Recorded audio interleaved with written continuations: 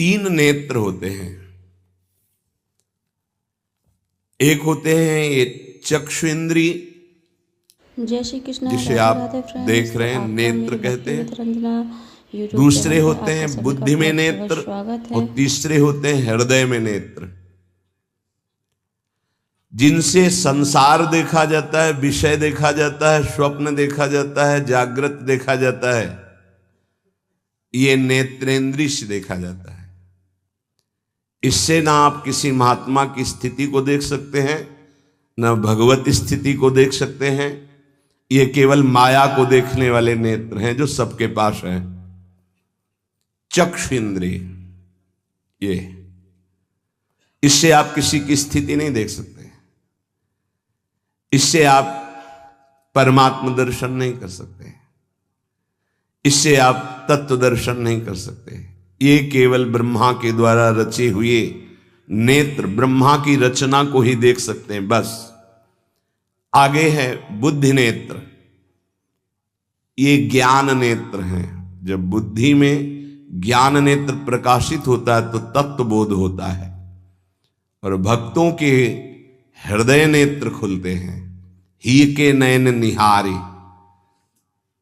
हृदय के नेत्र जब खुलते हैं तो प्रिया प्रीतम की रूप माधुरी, लीला माधुरी, ये उसके नेत्रों में, इन नेत्रों में झलकते हैं। अंदर के दो नेत्र जब ज्ञान चक्षु खुलते हैं तो सर्वत्र आत्म तत्व का दर्शन करता है, अपने स्वरूप का अनुभव करता है, ब्रह्म तत्व का अनुभव करता है। जब हृदय के नेत्र खुलते हैं तो सर्वत्र चिद चिद लक्षणम सर्वम राधा कृष्णमयम जगत, वो तत्व को राधा कृष्ण के रूप में, जैसे गोस्वामी जी सिया राम में।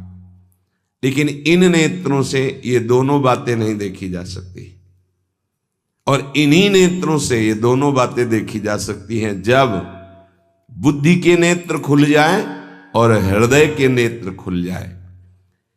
उपासक हृदय के नेत्र खोलने का प्रयास करें।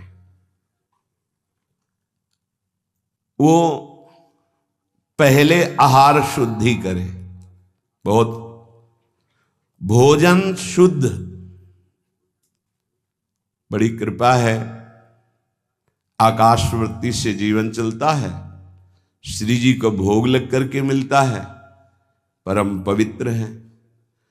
अब जो बात करें, पाते समय उपास्य देव के सिवा अन्य कोई विचार नहीं रह जाना चाहिए, ये ध्यान उपासक दे। इसीलिए नाम कीर्तन चला दिया जाता है। चलता है नाम कीर्तन, नाम कीर्तन चला दिया जाता है कि आपका मन किसी विषय का चिंतन न करने पावे, नाम कानों में पड़े और चिंतन नाम का हो। जब हम भोजन के साथ भजन चलाते हैं तो वो भोजन जब पचता है तो नस नस में परम पवित्रता और भजन के परमाणु फैलाता है। अब जैसे आजकल भोजन की प्रथा, जूता मोजा वही शौच में पहन के गए हैं, वही लघुशंका में, और वही होटल में बैठ के वैसे ही जूता मोजा, वही कपड़े, वैसे ही बनाने वाला क्या भाव वाला है, कैसी पवित्रता रखता है, और पाने वाला क्या भाव रखे हैं और कैसी पवित्रता है, इन सब का प्रभाव भोजन पे पड़ता है।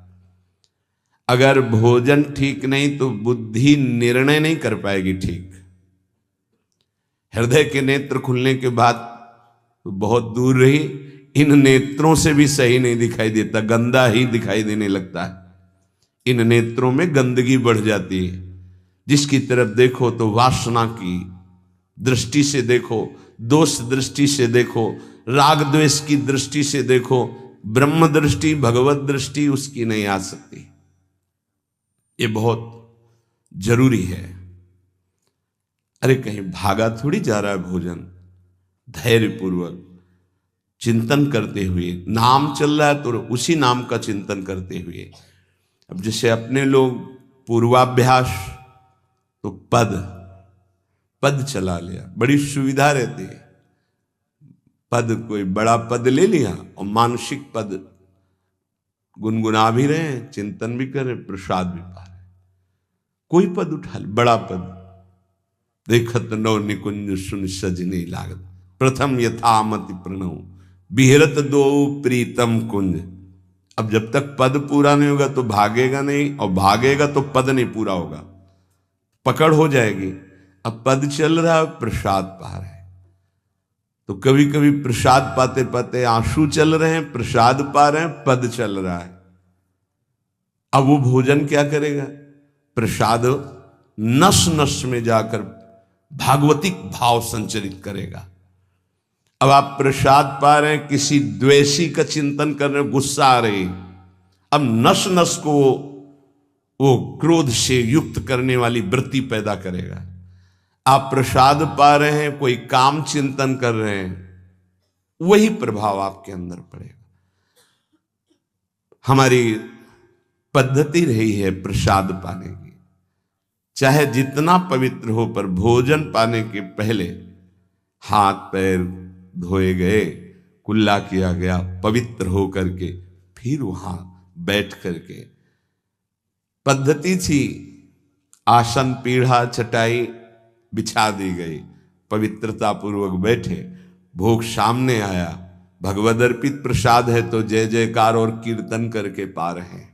अगर वो ऐसी जगह से मिला है, भगवद अर्पित नहीं है, तो अपने सामने 1 मिनट रुक कर भगवद अर्पित करते हैं, फिर जय जयकार इष्ट की, गुरुदेव की, भगवान नामों की गूंज करके फिर पाते। वो प्रसाद हमारे हृदय में पवित्र भाव पैदा करेगा, भजन बढ़ेगा। भजन से ही हृदय के नेत्र खुलते हैं, भजन से हृदय के नेत्र, और हृदय के नेत्रों से ही प्रियालाल का दर्शन होता है, प्रियालाल का लीला चिंतन होता है। जो